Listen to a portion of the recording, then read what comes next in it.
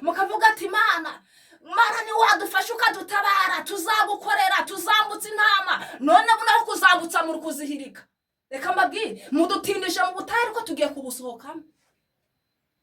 Mwaraje mutebekera mu mujyi wa Kigali, mugutebekeramo murangije mugurisha ibyanyu. Reka mbabwire, mugiye gusubira mu ntara musange no mu ntara ibibanza kahembaga neza, ariko kumukorera warangiza ukamuvaho biteraga umwaka.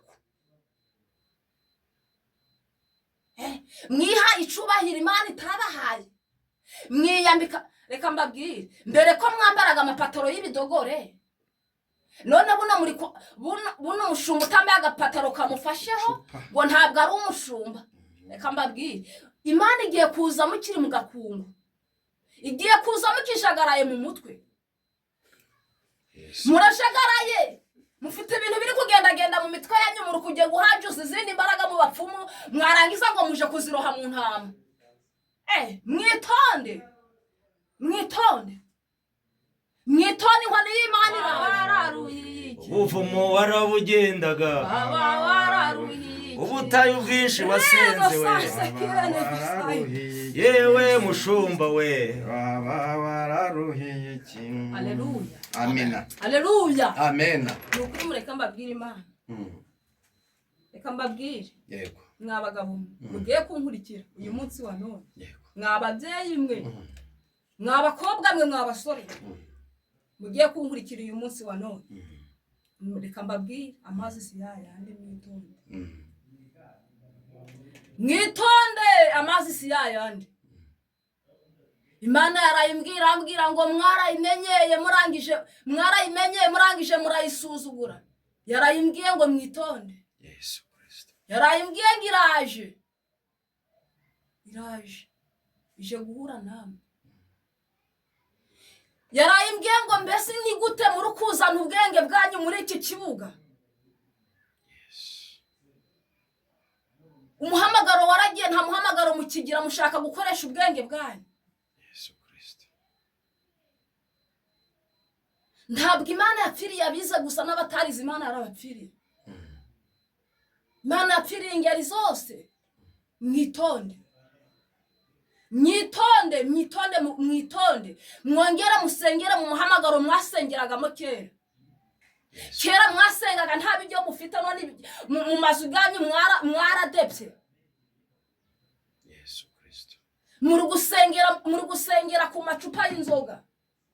Mana tabara. Muri gusengera ku busambanyi. Mana tabara. Imana yarayimbwiye ngo mbwira abagabo muri rusange ngo musenge, kuko hari indwara igiye gufata ubwambure bwanyu. Mana yise nijoro. Hari ubwamva, Imana yarayimbwiye ngo musenge, kuko nimudasenga hari indwara igiye gufata ubwambure bwanyu.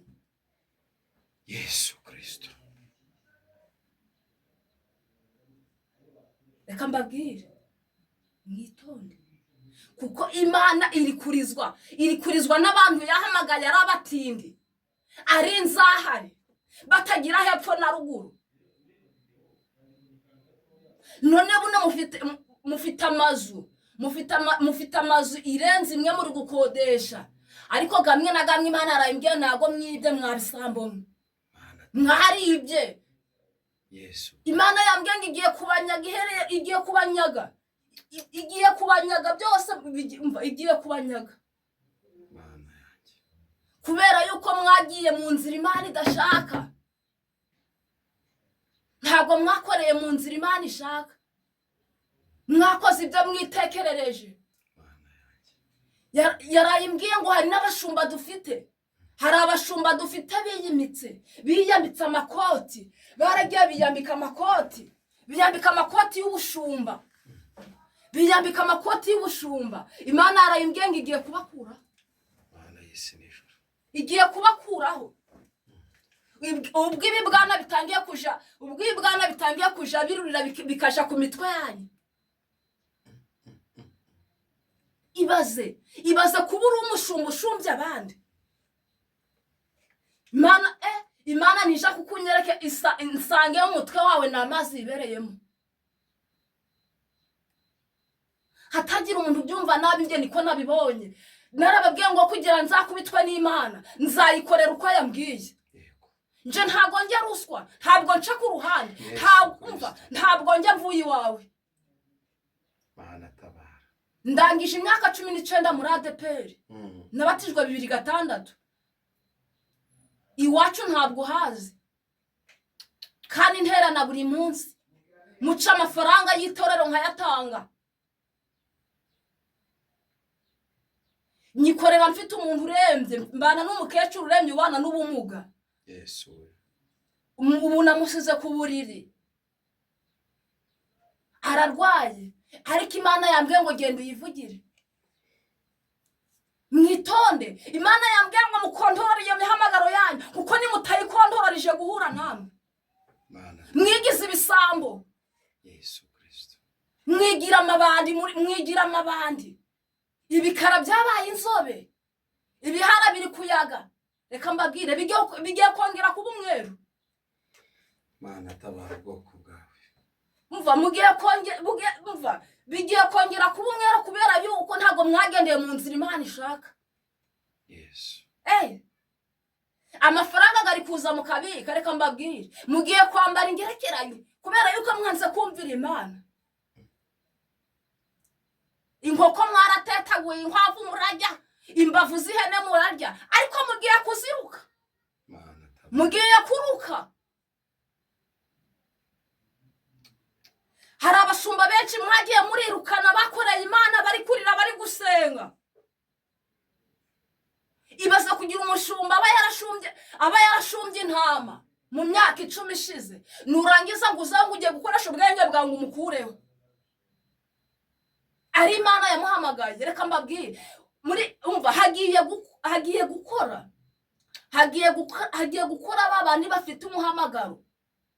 Abimana yahamagaye. Hari abantu bafite umuhamagaro Imana igiye gukoresha. Hari umuntu uri mu butayu uri gusenga. Uwo muntu agiye kuyobora intama. Yes. Kandi azazigeza kure. Hari abantu bari muri Amerika agiye kujya arasengera. Hari abantu bari mu bindi bihugu agiye kujya arasengera. Dawidi aracari mu ishamba agiye kurivamo vuba. Mugiye kumubona. Yes. Reka mbabwire mwariyimitse ntabwo mushaka kongera gusenga. Mwazamukajya imisozi, mukajya mu butayu bw'amazi, mukarara mu mazi, none buno ntimugisenga. Urugufata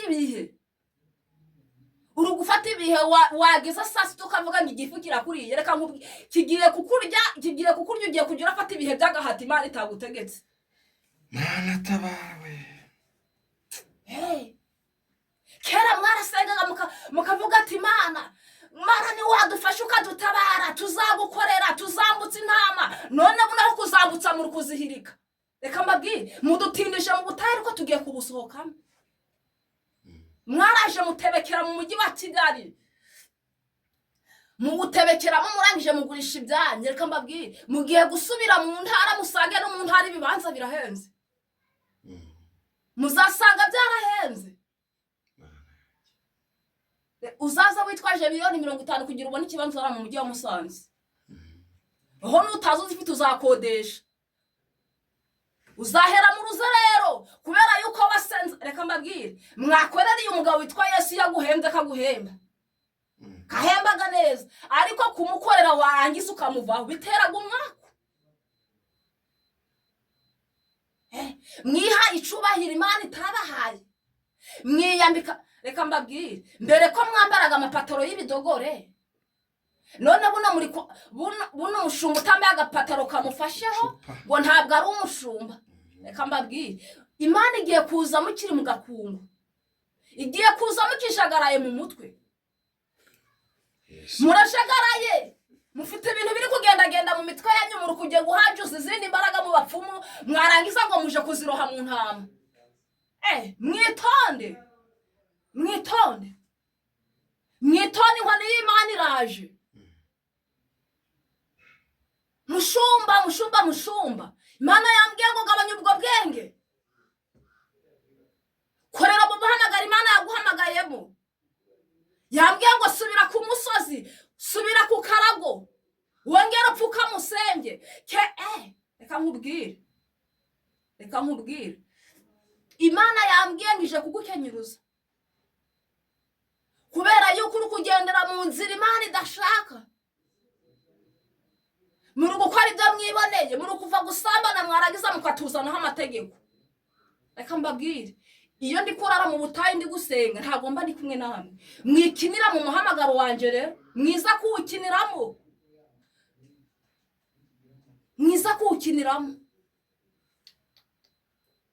mwabaye mute mwabisambo mwe amafaranga impiya uziko itorero rya deperi iri torero rya deperi ryacu ryari ririmo umwuka w'Imana ryari ririmo amavuta ryari ririmo imbaraga ariko kubera yuko mwazanye mu busitari n'ubujyama n'ubwenge bwanyu bwinshi umwuka w'Imana warangije kuvamo wibereye mu badive no mu bagaturika abagaturika nibo bari guhanura mwishize hejuru Imana yambwiye ngo mwongere musenge kuko nimudasengije guhura namwe mbese izi nsengero muri kuvuga ngo zigiye kuja zirayobora amabiza za kaminuza Imana yambwiye ngo ije kuzishiraho ingufuri nizo zari zisigaye zifunguye ije kuzishiraho ingufuri abo bize za kaminuza bazaje barayobora abantu bazaje barayoborera ku rukinzi reka mbabwire mwitonde musenge kuko kera mwasengaga mureke kutuvangira mudutindishe mu butayu duheze mu butayu kubera inda zanyu zabananiye mwitonde mugarukireho mugeze murakoze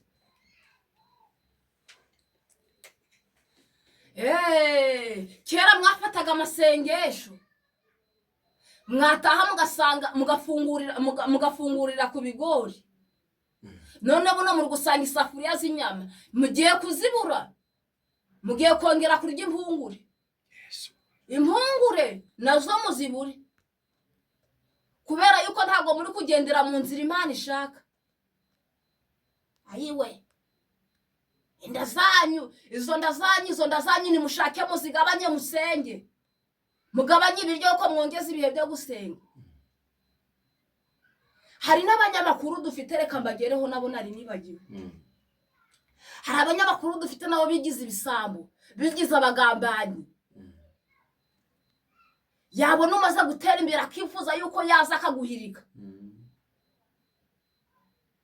reka mbabwire hari cano uzavuzweho n'Imana hari cano uzavuzweho n'Imana zigiye gukoreraho abana b'Imana ziriya zose rero hari iz'Imana igiye guhirika nimubona yazihiritse ntimuzabyibazeho kubera ko nabo bagendeye mu nzira Imana idashaka barariganyije babaye ibisambo bagiye barabona udufaranga dusohotse kuri YouTube barangiza bakatujana mu buraya Imana yambwiye ngije guhanagura ariko izavuzweho n'Imana zizakora mu izina rya Yesu murakoze urakoze cyane ku butumwa bwiza uduhaye ndetse kandi navuga ngo ni ubutumwa bukomeye butari ubwo gukinishwa kuko igihe tugezemo dukeneye ubutumwa nk'ubwo ngubwo hari abantu bagukurikiye kuri izi channel zacu bashobora kwifuza gusengana nawe ndakwinginze mukozi w'Imana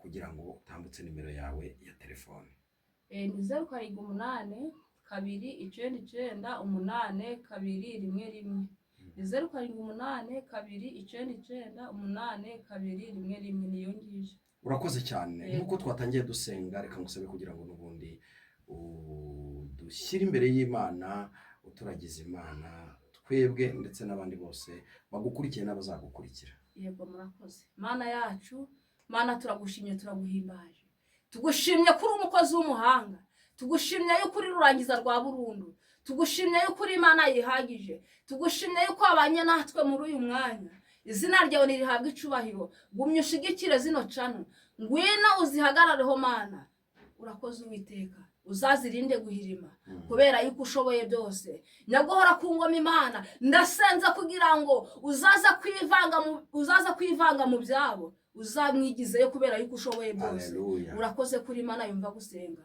kandi urakoze kubyumvishe ku bwa Yesu. Amen. Wakoze cyane wewe wabanye natwe. Nimba utarakora subscribe nahawe kugira ngo ukore subscribe kugira ngo tuye dushobora kubana mu biganiro byacu umunsi ku munsi. Navuga ngo shalom, Imana y'amahoro ibaha umugisha. Ibiganiro byacu nakagaruka. Shalom.